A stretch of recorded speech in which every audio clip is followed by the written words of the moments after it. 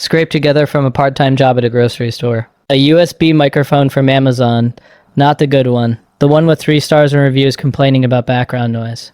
Cracked recording software downloaded from a torrent site, the version that crashes if you try to use too many tracks. A closet full of clothes that doubles as a vocal booth.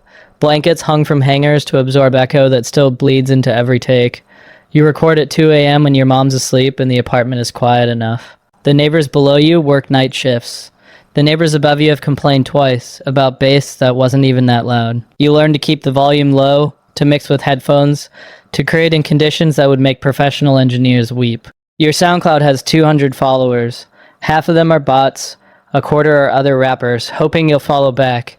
Maybe 50 are real humans who found your tracks through hashtags and recommendations. You study the analytics obsessively.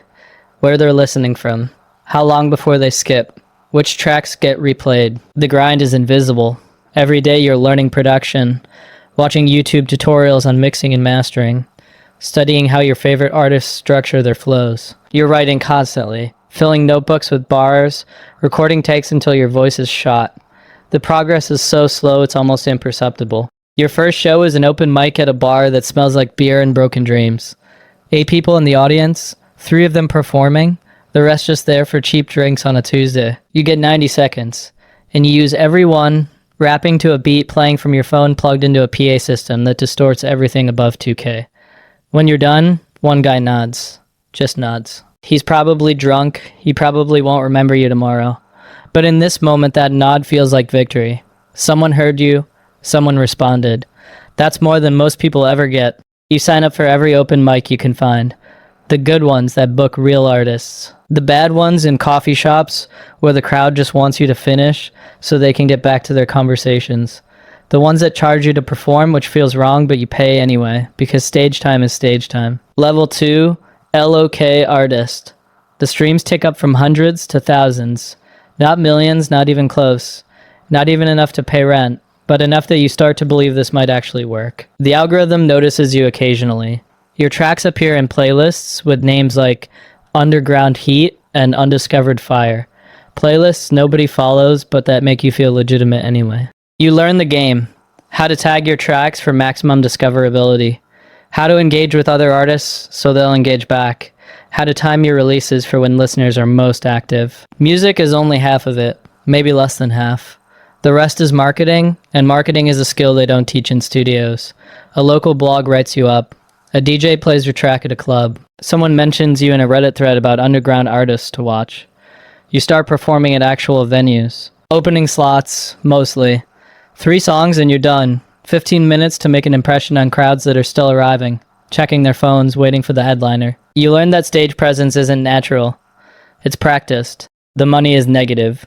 Studio sessions cost $200 an hour, and you need at least 2 hours to get anything usable. Beats cost $50 to $1,000, depending on who made them.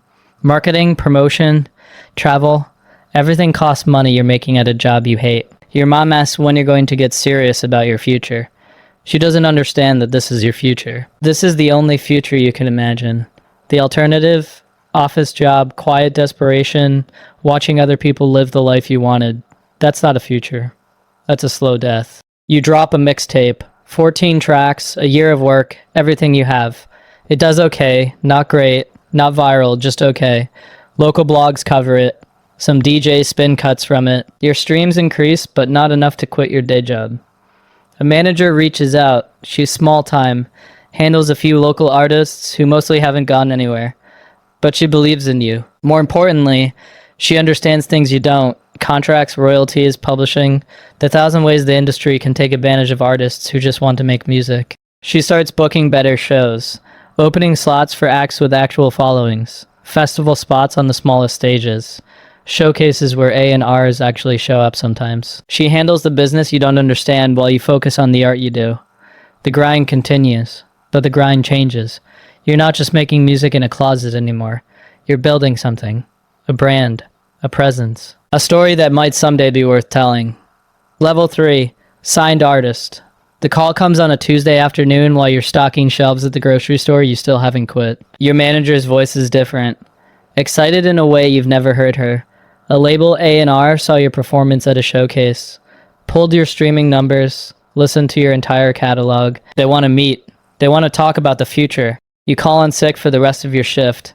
You go home and listen to every track you've ever released, trying to hear what they heard, trying to understand what made them notice you out of the thousands of artists trying to get noticed. The meeting is in an office that costs more per month than your mom's annual rent. They talk numbers that sound like fantasies, advance money, marketing budgets, production support, distribution deals that would put your music in front of millions. The contract is 114 pages. Your manager brings a lawyer who charges $300 an hour to explain what you're signing away. Publishing splits, recording rights, options clauses, morality provisions. The advance isn't a gift. It's a loan against future royalties you might never earn. You sign anyway. Everyone signs. The alternative is staying invisible forever. Studio sessions change everything. Real producers, real engineers, real rooms where albums you grew up on were recorded. You're nervous in ways you never were in your closet booth. The pressure is different. The expectations are different. Everyone's time costs money, and you're supposed to deliver something worth all of it. Your first major single drops with actual marketing behind it. Playlist placements, social media campaigns. Radio pushers making calls to program directors. The streams jump from thousands to hundreds of thousands. People you've never met are singing your words, making videos to your hooks, arguing about your lyrics in comment sections. You see yourself discussed on forums, analyzed by YouTube critics, praised and dismissed by people who don't know anything about you except what you put in your music. The opinions hurt more than you expected. You thought you wanted attention, now you have it and it feels like being watched through a microscope. Level 4. Touring artist. The road is not what the movies show. It's not parties and glamour and spontaneous adventures in new cities. It's hotel rooms that blur together, identical beige walls, and scratchy sheets and air conditioning that's either too cold or broken. It's fast food and green rooms, because you don't have time for real meals. It's sleeping on buses that never stop moving, waking up in a different state without remembering the transition. The romance of touring dies within the first week. What replaces it is something more complicated. Exhaustion mixed with exhilaration, boredom punctuated by moments of transcendence. It's performing the same songs every night until they stop meaning anything, until they're just motions you go through while your mind wanders. But the shows, God, the shows. 1,000-person venues where everyone knows every word, where strangers become a single organism, moving to sounds you created in solitude. Festivals where you can see the crowd extending to the horizon, a sea of raised hands and phone lights and faces you'll never know, but who know your words by heart. Moments when the bass drops and the whole building moves together, and you understand why people give their lives to this. Moments when the energy between stage and crowd becomes something electric, something holy, something that no recording will ever capture. Those moments make everything else worth enduring. The bad hotels, the endless drives, the pressure and the paranoia and the politics. All of it disappears when the music hits and the crowd responds, and for a few minutes you're exactly where you're supposed to be. You open for major artists who treat you like you don't exist. You headline small venues where people line up for hours to see you. The contrast is disorienting.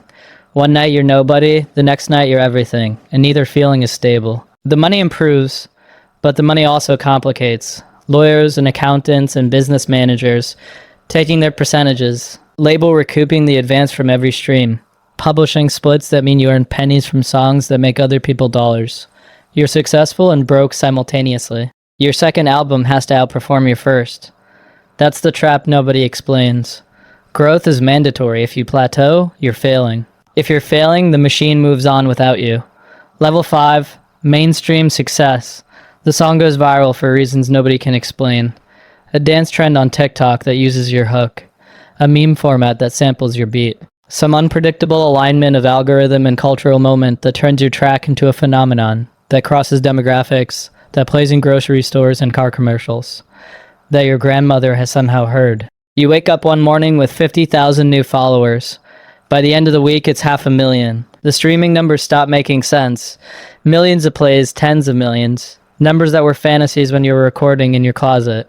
Suddenly you're everywhere. Talk shows, magazine covers, brand deals. The money becomes real money. Not rich forever money, but enough that you buy your mom a house, pay off her debts, set up accounts that will keep her comfortable no matter what happens to your career. That was always the dream, really. Everything else was just the path to making that possible. Awards shows where you sit in audiences full of people you idolized.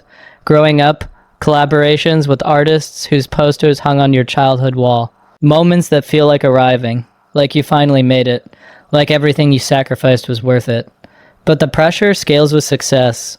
The expectations now are impossible. Every release has to be bigger, better, more impactful. The label wants pop crossovers. Your original fans want you to stay underground. Critics want evolution. Casual listeners want the same thing that made them fans in the first place. You can't please everyone. You know this intellectually, but you try anyway, fragmenting yourself across audiences, becoming less coherent as you become more popular. The music that made you special starts sounding like everything else. Level 6. The Reckoning.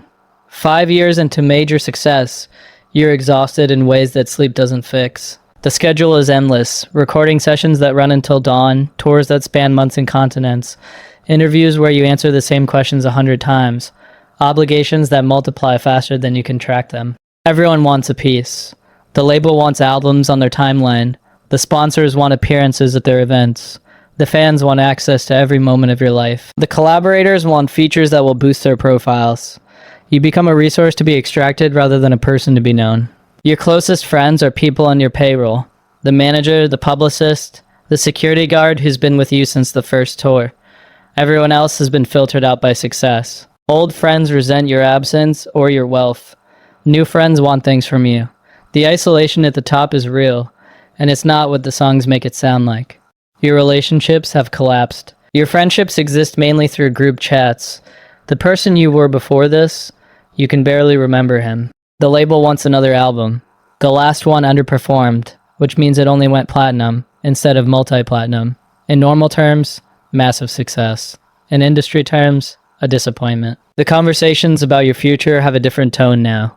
You watch artists who came up with you fade away. Some adapt, find new niches, reinvent themselves for audiences that keep changing. Some burn out spectacularly. Public breakdowns, addiction spirals, careers that end in tabloid headlines. Some just disappear. Quietly, their pages untouched, their streams declining until they're forgotten. The industry doesn't retire people gracefully. It extracts what it can and moves on to the next source of content. The artists who survive long-term are either lucky or strategic, or both. You're trying to be both. You're not sure you're succeeding. You don't want to be forgotten. But you also don't want to be the 60-year-old still chasing relevance, still trying to connect with audiences who have moved on, still pretending the old magic can be recaptured through force of will. You don't want to be forgotten. But you also don't want to be this. A machine producing content on someone else's schedule, chasing numbers that will never be enough. Performing a version of yourself that you manufactured for audiences who don't know the difference. The contract is ending. The label wants to renegotiate. Better terms this time, they say. More creative control. Recognition of what you've built. But freedom looks like something else entirely. Independence. Ownership. Making music because you want to, not because the machine requires feeding. You remember the closet booth. The USB microphone. The house party where nobody knew it was you, where the only thing that mattered was whether the song was good. The joy of creation before creation became commerce. The feeling of making something true before truth became a brand. The music industry is designed to make you forget that feeling. It replaces passion with product, art with content, authenticity with marketability. It turns musicians into machines that produce units on schedule. But the feeling is still in there somewhere, buried under years of compromise and calculation, hidden beneath layers of polish and production. The kid who recorded at 2 a.m. because the music was bursting out of him, that kid didn't die. He just got lost. You're going to find him again. You're going to remember why you started. Whatever it costs, whatever you have to walk away from, whatever version of success you have to sacrifice. The closet is still there. The microphone still works. The music is still waiting. And it was always about the music.